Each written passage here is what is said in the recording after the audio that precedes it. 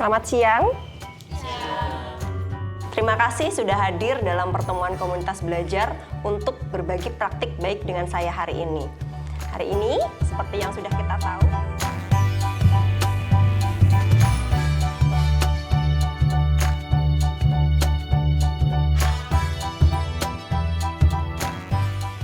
setelah melakukan kegiatan berbagi praktik baik, kita perlu melakukan evaluasi untuk memperbaiki proses yang telah dilakukan. Apakah sudah cukup efektif berbagi praktik baiknya? Apakah ada yang perlu diperbaiki dari sesi yang telah dilakukan? Apa yang perlu ditambahkan dan apa yang perlu dikurangi? Pertanyaan-pertanyaan tersebut kerap muncul.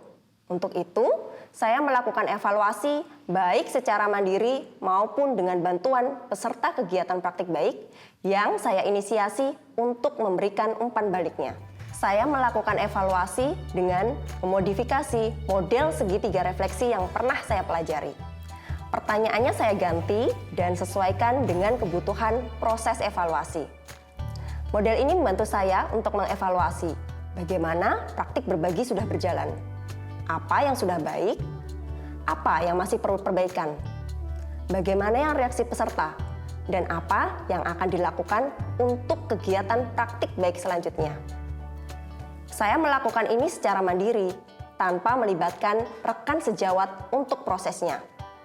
Pertama, yang saya isi adalah hal yang sudah baik. Saya menuliskan beberapa hal yang sudah baik, seperti judul berbagi praktik baik sudah dapat menjaring guru lebih luas. Beberapa guru di luar mata pelajaran yang saya ampu juga datang. Guru sudah banyak bertanya di sesi akhir. Melalui sesi interaktif yang sudah berjalan dengan baik, guru saling berbagi pengalaman.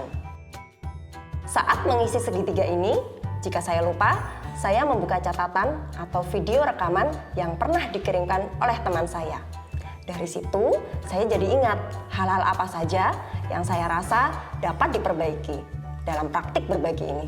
Misalnya, paparan dapat dibuat lebih menarik, seperti diberikan gambar, foto kegiatan, dan hasil karya murid. Dan juga kemampuan berbicara yang sesekali dapat mengaitkan praktik dan teori. Waktu tanya jawab juga perlu ditambah. Saya ingat beberapa reaksi peserta, ada yang mencatat, muka bingung, ada yang langsung diskusi, dan bahkan saat sesi pertanyaan dibuka, mereka banyak yang angkat tangan. Sepertinya praktik sudah berjalan cukup interaktif.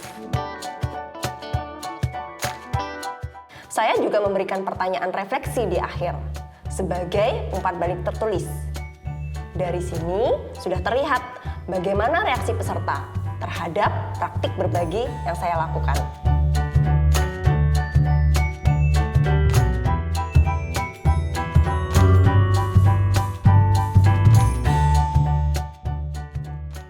Kegiatan evaluasi berlanjut hingga saya dapat menyimpulkan apa yang bisa saya lakukan ke depannya.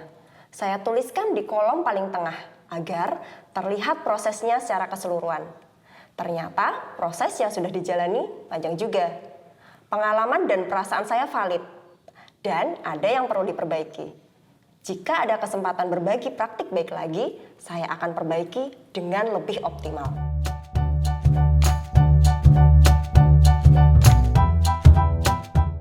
Beberapa hal yang saya dapat perbaiki di sini diantaranya, pertama, menyiapkan materi dalam slide yang lebih menarik, misalnya dengan gambar, foto kegiatan, dan hasil karya murid.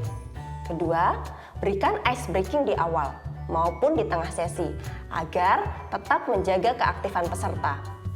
Ketiga, sesi diskusi di akhir harus tetap diadakan.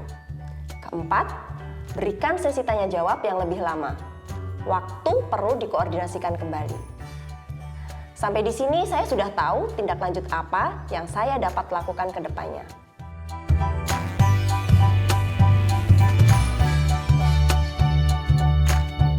Kegiatan berbagi praktik baik sungguh dapat menginspirasi orang lain. Tapi jangan lupa, kita harus tetap mengevaluasi praktiknya.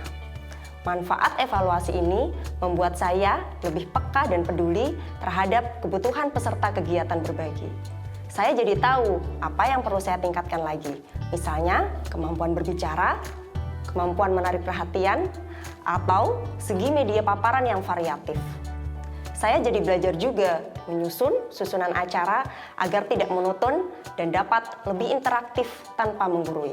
Saya merasakan evaluasi kegiatan berbagi praktik ini membuka diri saya untuk lebih melihat potensi, tantangan, dan kendala yang dihadapi. Saya jadi lebih siap untuk berbagi praktik baik di kemudian hari.